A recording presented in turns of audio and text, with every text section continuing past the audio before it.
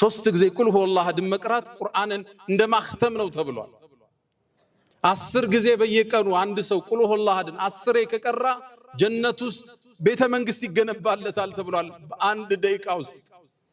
ለአንድ ደቂቃ ዋጋ እንድትሰጥ ረመዳን ስልጠናውን ይሰጣል ለጊዜ ትርጉም እንድትሰጥ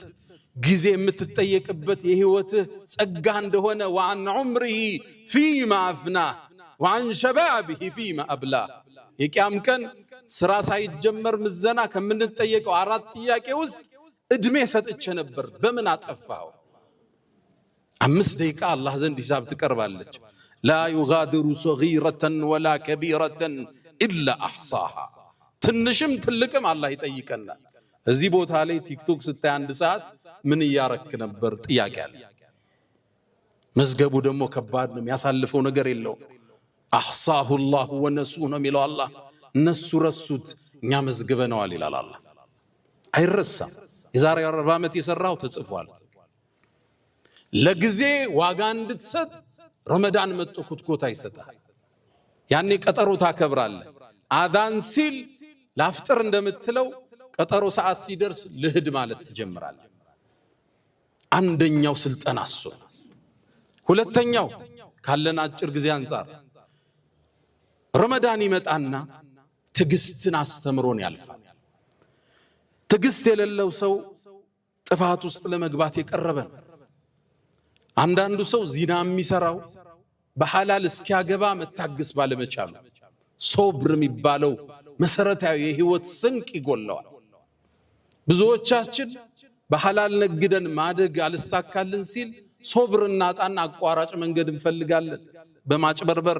በመስረቅ የሰው ሀብት በመያዝ ቼክ ይዘህ በመጥፋት ለመክበር ትጥራለህ አቋራጭ መንገድ ፎርጅድ ፌክ ነገር በመጠቀም ቶሎ ለመበልጸግ ሶብር የሚባለው መሰረታዊ ነገር ይጎለናል ረመዳን ይመጣና ሶብርን ያስተምራል እንዴት ያስተምረናል ቀን ጾመሃል እርቦሃል ፀሐዩን በርትቷል ጉሮሮ ደርቋል ከፊት ለፊትህ ቀዝቃዛ ሆይታል ለምን አትጠጣው ጾመኛ ነህ እስክታፈጥር መግሪብ አዛን እስኪል መጠበቅ ይጠበቅብሃል ሳታቀው አንድ ወር ሙሉ አላህ ይኮተኩታል በትግስት ከዓላማ እስክትደርስ የጎልህ ጥግ እስክትደርስ የስኬት ጫፍ እስክትደርስ ታገስ ማለት ለምን ይመስላችኋል ብዙዎቻችን መጽሐፍ ጀምረን ማንጨርሰው ሶብር አጥተን ነው